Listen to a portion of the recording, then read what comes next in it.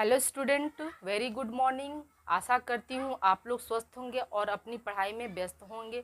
मैं मंजू मैम आप लोगों का एक्सपर्ट क्लासेस में स्वागत एवं अभिनंदन करती हूँ। डियर स्टूडेंट, मैं आप लोगों को आज रेस्पिरेटरी सिस्टम से कुछ इम्पॉर्टेंट क्वेश्चन लाई हूँ जो कि एग्ज़ाम ओरिएंटेड हैं और कुछ रिमेन पार्ट जो है बचा हुआ इसी क्वेश्चन में के थ्रू मैं आप लोगों का वो रिमेन पार्ट भी कंप्लीट कर दूंगी। यानी श्वसन के दौरान प्राथमिक चिकित्सा हम कैसे करते हैं वो थोड़ा सा बच गया था, तो आज मैं उसको मैंने क्वेश्चन में ऐड कर लिया, उसी के थ्रू आपको मैं समझा दूंगी। ठीक है, तो आइए स्टूडेंट कंटिन्यू करते हैं। आपका निम्न में से कौन सा वायु मार्ग का हिस्सा नहीं है?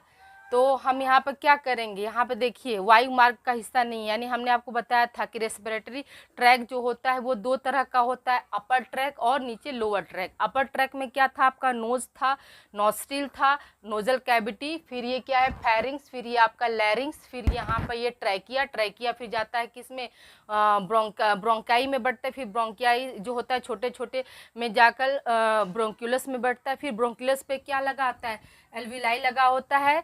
एल्विलाई में ही क्या होता है आपका गैसों का एक्सचेंज होता है, यानी O2 और CO2 का आदान प्रदान कहाँ होता है, तो उसी को हिंदी में हम क्या बोलते हैं, वायुकोष, तो वहीं पर वो होता है। ठीक है, तो आप देखिए यहाँ पर क्वेश्चन पे ध्यान दीजिए आप लोग। तो नोज तो है ही आपका, नॉस्ट्रिल कैविटी भी है और नेक भी है, नेक नहीं है सॉरी, और लंग्स है। तो यहाँ पर क्या ऑप्शन आपका हो जाएगा, ऑप्शन सी जो है आपका क्या है, वायु मार्ग का हिस्सा नहीं होता है। ठीक है, अगला क्वेश्चन है आपका, पेशी जो छाती को उदर गुहा से अलग करती है उसे कहते हैं। पेशी जो छाती को उदर गुहा से यानी स्टमक से जो अलग करती, चेस्ट और स्टमक को जो अलग करती है उसे उसे कौन सा मसल्स कहते हैं, या वो कौन सी पेशी होती है, क्वेश्चन आपका ये पूछ रहा है। तो पहला ऑप्शन है आपका ट्रैकिया। ट्रैकिया तो यहाँ पे है, इसका तो चेस्ट से और स्टमक से कोई मतलब नहीं होता, इससे यहाँ पे ये गलत हो जाएगा। और दूसरा है आपका डायफ्राम, तीसरा है लंग्स और चौथा है इनमें से कोई नहीं। तो डायफ्राम जो है, डायफ्राम एक ऐसी पेशी है जो कि चेस्ट यानी छाती को उदर गुहा से क्या करती है, अलग करने का कार्य करती है, उसे हम क्या कहते हैं, डायफ्राम। तो ये ऑप्शन बी आपका यहाँ पर सही होगा। यहाँ खाली स्थान है आपका, क्वेश्चन नंबर 3 पहले खाली स्थान है की स्थिति में व्यक्ति का वायु मार्ग सरकरा हो जाता है और अतिरिक्त बलगम उत्पन्न होता है। तो ऑप्शन है आपका घुटन यानी सफोकेशन, डूबने से यानी ड्रॉइंग से, दमा, और चौथा मान लीजिए इनमें से कोई नहीं। तो स्टूडेंट यहाँ ध्यान दीजिएगा, आपको मैंने यहाँ पर ये क्वेश्चन आप छूटा हुआ था, मैंने जो बताया वो अभी आपको इसमें हमने ले लिया।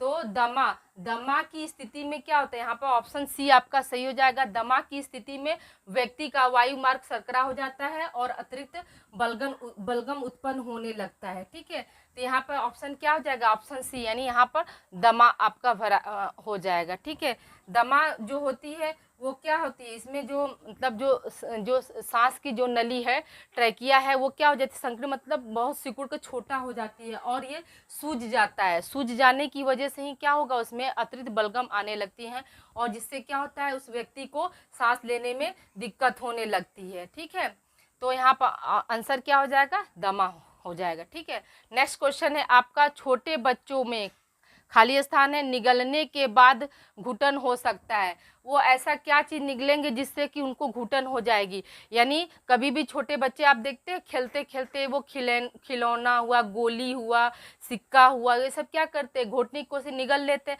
तब उस समय हम प्राथमिक चिकित्सा क्या करते हैं, उनको उलट गर्दन की तरफ झुकाकर उनके गर्दन पर मारते हैं ताकि वो सिक्का या जो भी उन्होंने निगला उसको आसानी से उगल दें, या तो फिर उन्हें दिक्कत होगी सांस लेने में, या फिर ऐसा करते हैं कि वो घोट जाएं, दोनों चीज़ें हैं। लेकिन ज़्यादातर कोशिश क्या करते हैं, हम उनके यहाँ पर मारते हैं गर्दन के पास ताकि वो सिक्का निकल जाए। ठीक है, तो यहाँ पर प्राथमिक चिकित्सा हम ये करेंगे। नेक्स्ट आपका क्वेश्चन इस ऑप्शन दिया है, ए ऑप्शन है सिक्का यानी कॉइन्स, बटन और छोटे खिलौने ये सभी। तो यहाँ पर क्या होगा, यहाँ पर तीनों चीज़ यानी वो सिक्का भी घोटेंगे तब भी उनको सांस लेने में दिक्कत होगी, घुटन होगी, बटन भी और छोटे खिलौने, यानी यहाँ पर क्या हो जाएगा, ऑप्शन आपका डी ऑप्शन सही हो जाएगा कि ये सभी।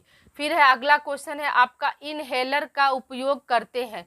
इनहेलर का उपयोग हम कब करते हैं, तो देखिए अस्थमा है, फांसी है, ऑप्शन ए है अस्थमा, ऑप्शन बी है फांसी, ऑप्शन सी है गला घुटना और ऑप्शन डी है सांस न आना। ठीक है, तो इनहेलर का हम उपयोग कब करते हैं? जब हमें सांस लेने में तकलीफ होती है तब ना। तो अस्थमा में भी हमें सांस लेने में भी तकलीफ होगी, जब कोई व्यक्ति फांसी लगाता है उसमें भी सांस लेने में तकलीफ होगी, या गला घुट रहा है तो भी। तो इसलिए क्या हो जाएगा, सांस न आना, यानी वही उसके लिए हम सांस कंटिन्यू करने की कंडीशन के न आता है तो उसको सांस को कंटिन्यू करने के लिए हम इनहेलर का उपयोग करते हैं, यानी सांस न आने की स्थिति में हम इनहेलर का उपयोग करते हैं।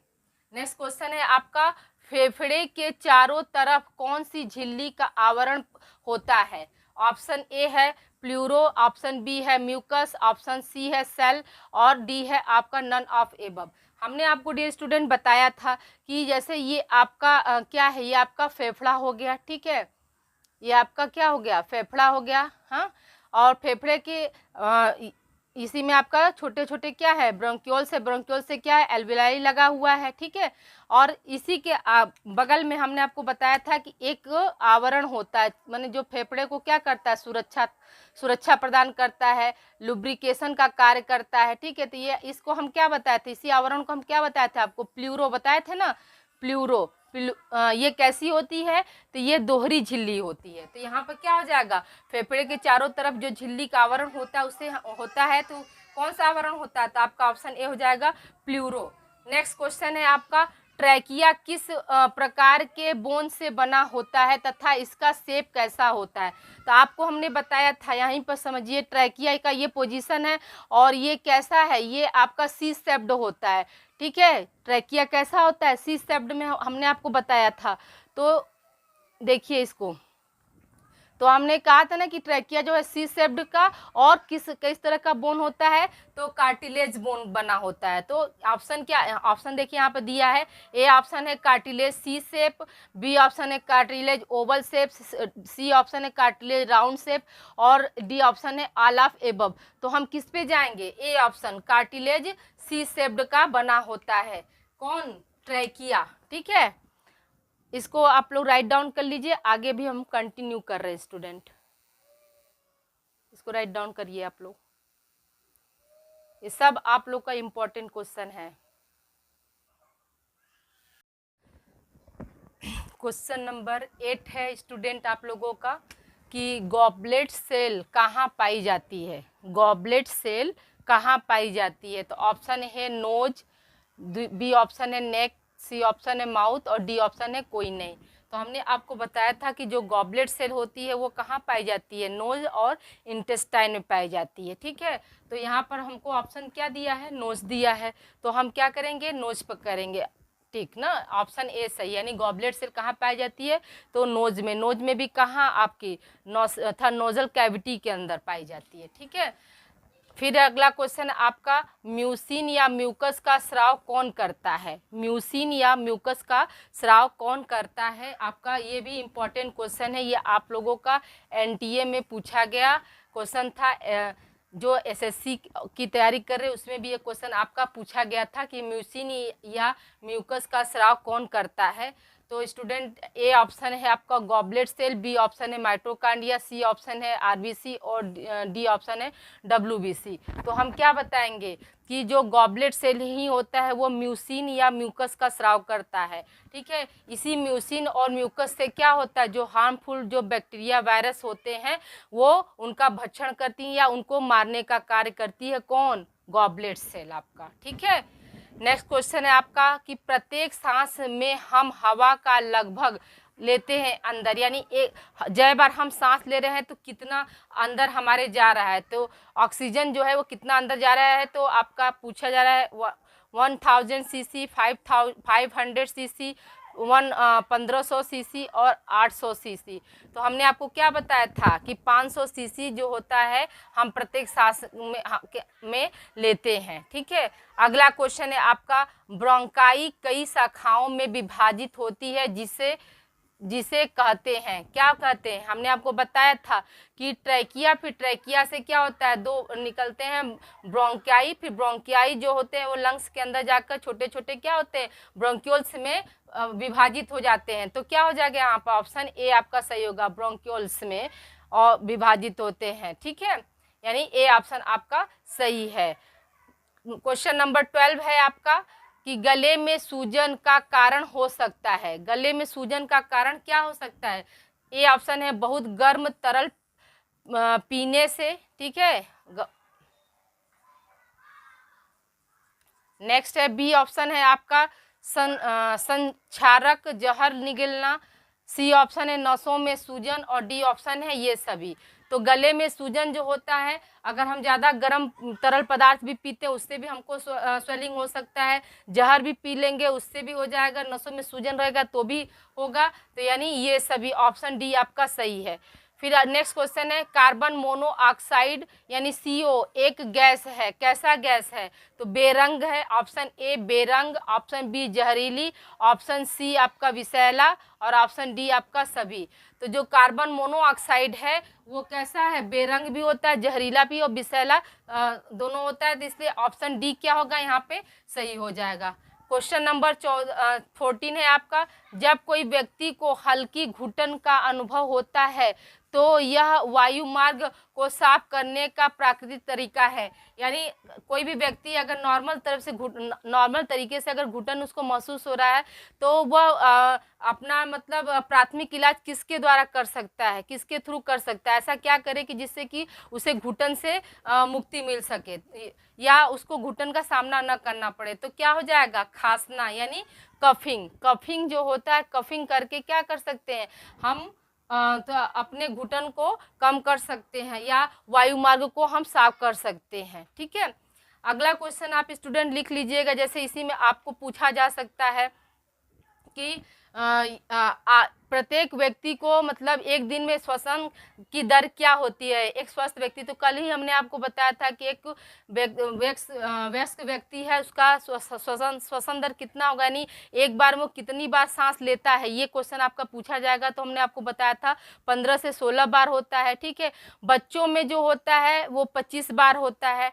ठीक है, ये आपको हम कल के क्लास में बता चुके थे। फिर आपका एक क्वेश्चन हो सकता है कि मनुष्य के प्रत्येक फेफड़े में जो एयर सैक होते हैं या एल्वियोली होती है उनकी संख्या क्या होती है? तो स्टूडेंट यहाँ पर उनकी संख्या आप क्या बताएंगे, 300 होती है। क्या होती है, 300 होती है। ठीक है, यानी एयर सैक या एल्वियोलाई की संख्या कितनी होती है, 300 होती है। हमने आपको बताया था। फिर आपको बताया था एक क्वेश्चन आपका ऐसा पूछा जा सकता है कि जो लंग्स है उसका राइट साइड, लंग्स के राइट साइड में कितने ब्रोंक्यूल्स होते हैं? ठीक है, तो आप क्या बताएंगे कि 3 ब्रोंक्यूल्स होते हैं। हमने आपको बताया था ना कि जो राइट साइड का जो लंग्स होता है उसमें क्या है, उसमें आपका यहाँ पर जो ये ब्रोंकाई आई तो फिर छोटे छोटे भागों में क्या होती है, ये 3 भागों में बढ़ती है। और जो लेफ्ट साइड का होता है उसमें क्या होती है, उसमें 2 भागों में बढ़ती है। ठीक है, अगला क्वेश्चन आपका ये हो सकता है कि हीमोग्लोबिन किस गैस का लवर है, मतलब उसको सबसे ज़्यादा कौन सी गैस पसंद होती है, ऑक्सीजन, कार्बन डाइऑक्साइड या कार्बन मोनोऑक्साइड? तो हम क्या बताएंगे डियर स्टूडेंट, हम बताएंगे कि जो CO होता है वो क्या होता है, हीमोग्लोबिन का लवर है। ठीक है, हीमोग्लोबिन किसका लवर है, CO यानी कार्बन मोनोऑक्साइड का लवर होता है। ठीक है, और आपको देखिए कभी क्वेश्चन ऐसे पूछा जा सकता है कि इपीग्लोटिस कहाँ पाया जाता है। ठीक है, इपीग्लोटिस कहाँ पाया जाता है? तो याद रखिएगा कि लैरिंक्स के ऊपर ग्लोटिस, भी ग्लोटिस के ऊपर इपीग्लोटिस होता है। ठीक है, ओके स्टूडेंट, आज आप लोगों के लिए हम इतना ही। आशा करती हूँ आज की क्लास आप लोगों को पसंद आई होगी और क्वेश्चन का लेवल भी आप लोगों को अच्छा लगेगा। तो प्लीज़ इसे राइट डाउन करिए और इसे अच्छे से आप लर्न कर लीजिए ताकि एग्ज़ाम में आपको क्वेश्चन सॉल्व करने में कोई प्रॉब्लम ना हो।